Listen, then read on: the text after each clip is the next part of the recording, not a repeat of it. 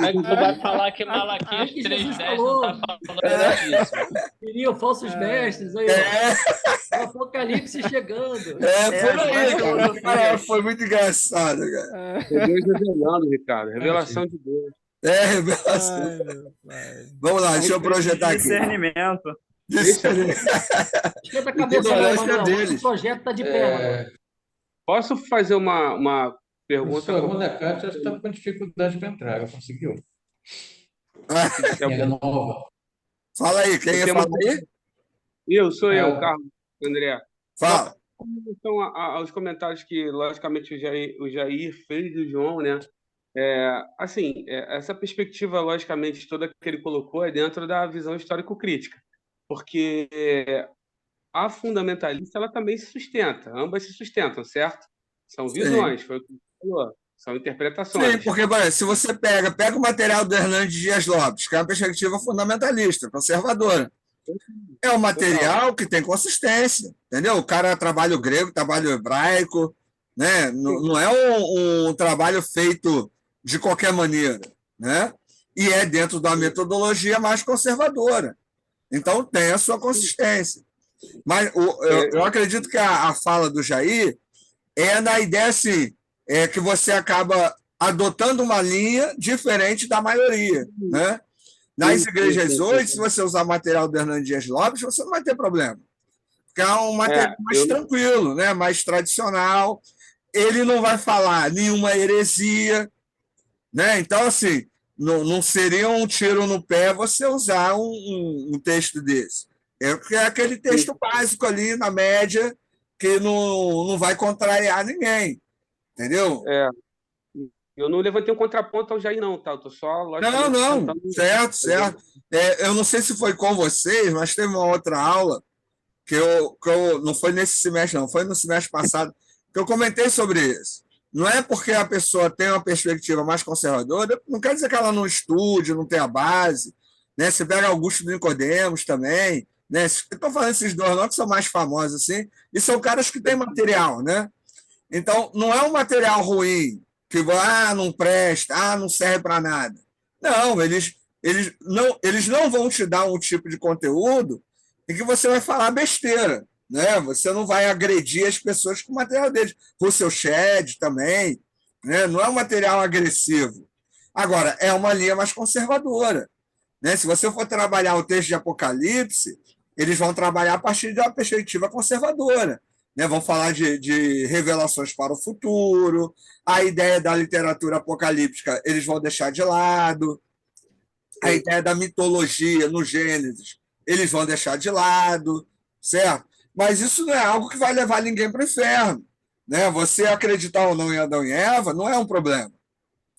O problema é você pregar no domingo de manhã usando o material do Augusto Nicodemos e no domingo à noite você pregar usando o material do Joaquim Jeremias. Aí não dá, irmão. Aí você tem que decidir o que você quer. Por quê? Porque são visões diferentes, são caminhos diferentes. Entendeu? Sim. É isso que a gente precisa ter em mente. Não esquenta, não, Aí, Carlos. no Vamos caso trair da o Jair de metodologia, volta. isso vai te ajudar a pensar. Fala, Odimar.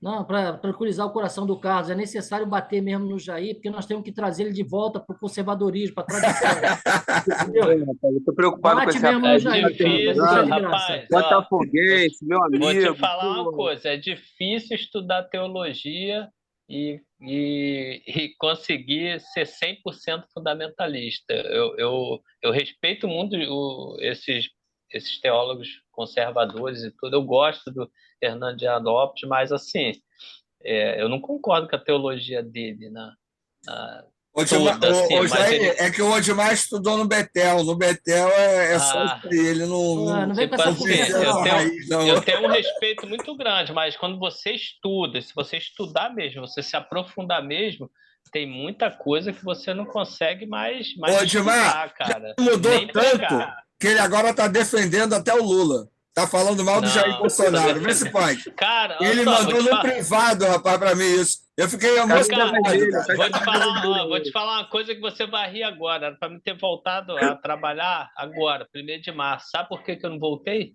Ah, porque no Centro de Inteligência do Exército viram que eu estava afiliado a um partido político. Ih, olha aí, ó, tá vendo? No PT, foi pro Filiado... PT.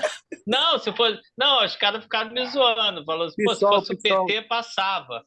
Não, cara, foi uns 6 anos atrás aí que Mas você é filiado mesmo? Não, era filiado a um partido que há 6 anos tá atrás eu me filiei. Cara, nem lembrava e não lembrava qual foi o problema. Eu tive que entrar no site do TSE, aí baixei lá a certidão, aí tá lá. Que eu sou do União Brasil, nem sabia meu que Deus, olha aí. do União Brasil. Aí, pô, no escândalo das joias, descobrimos agora no seminário escondido em Nova Iguaçu. Olha! Internamente eu estava desfiliado, mas quando estava ali, consta da pendência de cancelamento. Eita, fui procurar saber o que era isso, aí fui lá no União Brasil, aí no centro do Rio, aí fiz um requerimento, assinei, mas aí dobrei os e-mails, fui aqui no TRE de Nova Iguaçu, conversei, o cara, ó, faz um e-mail para a juíza da tua zona eleitoral para ela acelerar esse trâmite, que às vezes o partido fica enrolando e demora muito para você te desfiliar. Aí fiz um processozinho por e-mail, mandei, aí já tá lá, já o juiz já aí tá vendo aí como você descobre? Ó. Aí tô dependendo disso, cara, para me ligar pro meu chefe e falar, ó, pode mandar o documento de novo que eu já me desfiliei. Cara, que Ricardo, por isso que eu falo, bizarra. Ricardo, por isso que eu falo que as suas aulas libertam. Bizarra. Liberta, tá vendo? É isso aí, Manuel, tá vendo? Olha aí, ó. Tá vendo? O pecado aqui, o cara envolvido em trabalho política. Bizarro, tá vendo? cara. E eu trabalhando na inteligência. Polícia Federal tá batendo aí daqui a pouco. Não, mas não falei que eu tinha algo para entregar hoje? Olha aí, a revelação do Gilmar.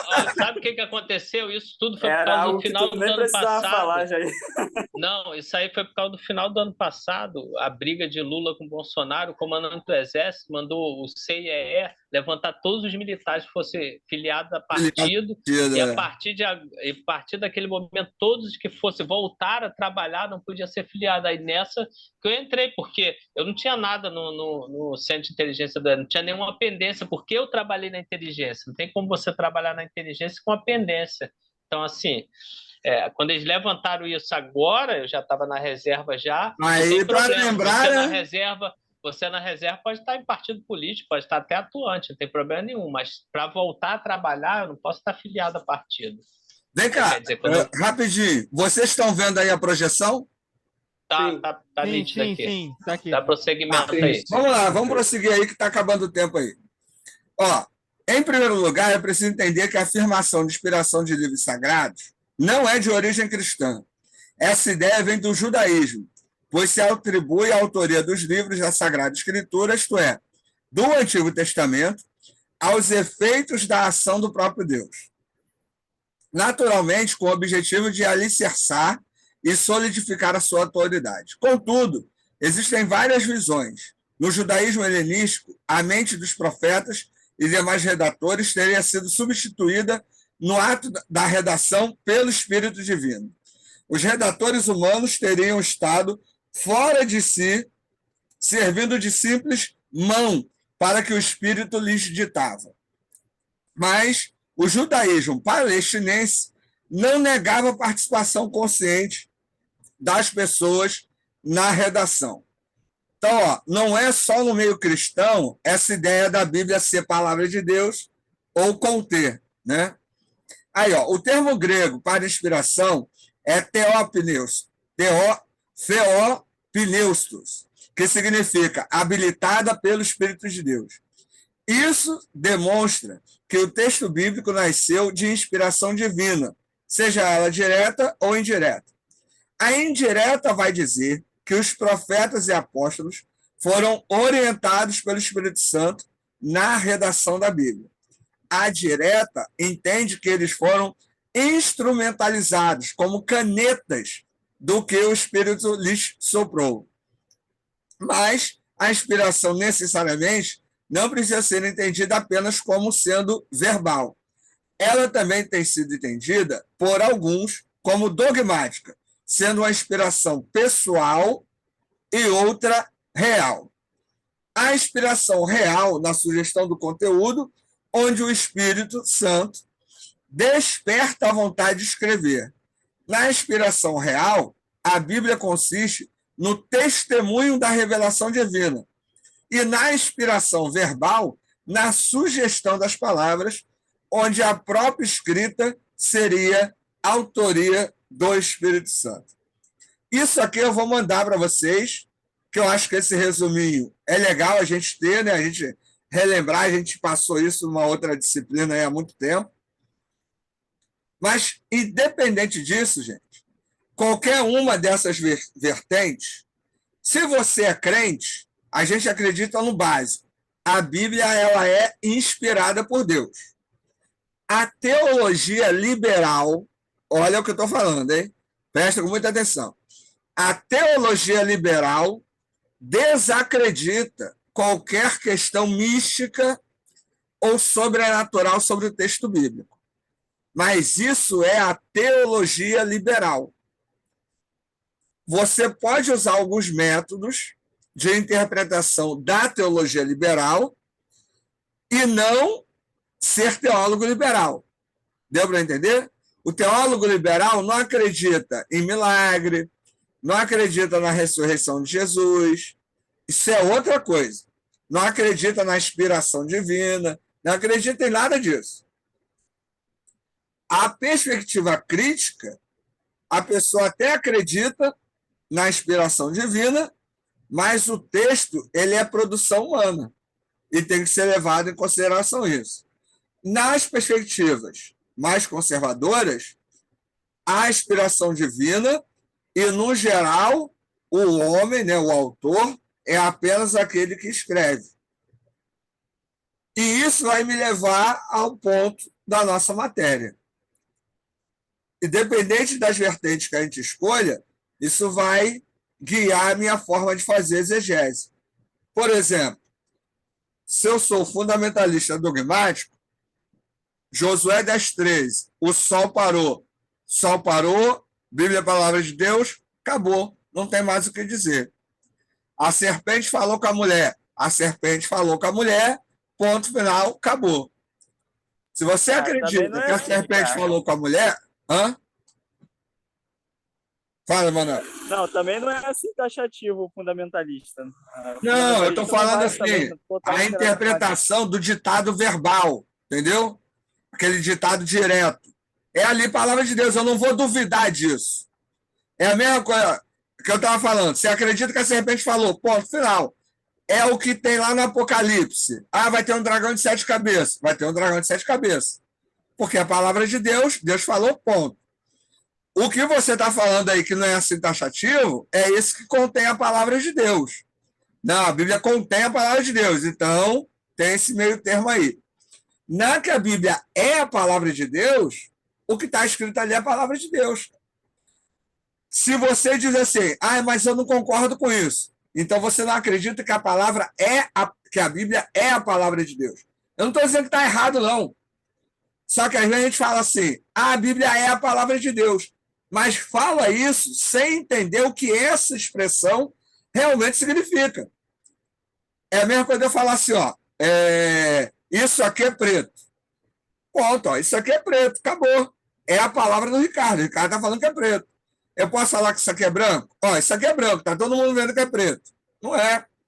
Então, essa expressão, ela tem a sua força, assim como a expressão, a Bíblia contém a palavra de Deus, assim como a expressão, a Bíblia é a mensagem de Deus.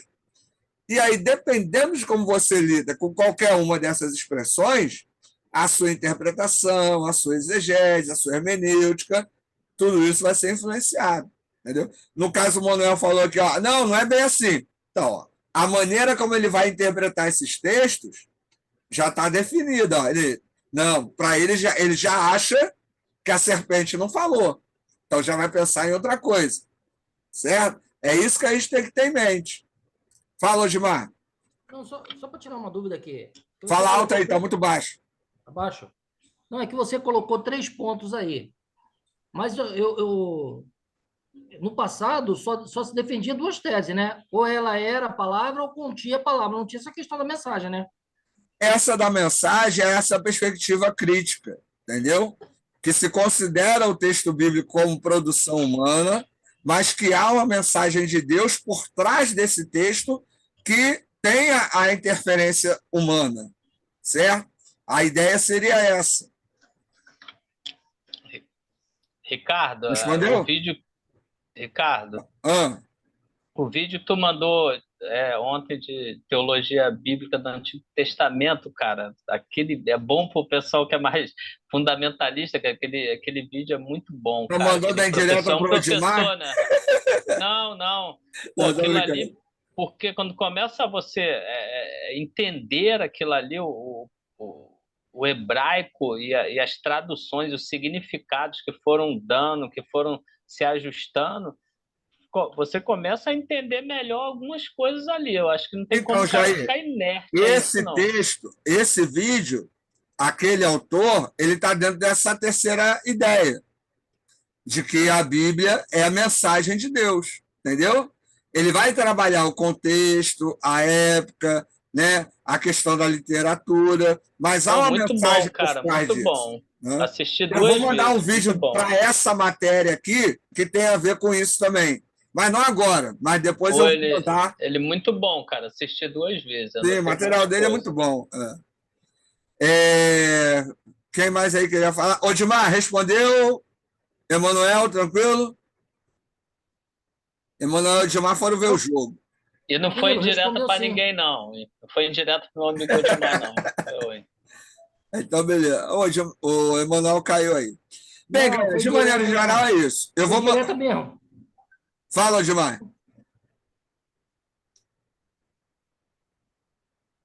Odmar? Não, caiu. Ah.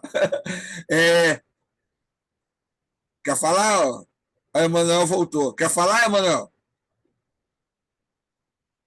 Ninguém quer falar. Não, na verdade. A serpente falou ou não falou? Não falou. Fala, A cara. mula. A mula falou ou não Também falou? não. É uma fábula. Então o sol não parou. Não. Depende da perspectiva. Galera, eu vou mandar esse slide para vocês. E aí, próxima aula, a gente continua. Aí a gente vai começar a. Eu vou trazer alguns textos para a gente ir avaliando a partir dessas perspectivas. E aí a gente vai vendo a diferença de cada uma delas, certo? Que aí também é legal, né? Para a gente ir comparando isso aí. Tá certo? Fala, Manuel. Falar ou não? Não? Então, beleza. Então é isso. Então, até a próxima. Português 8h45, a gente se encontra lá. Valeu?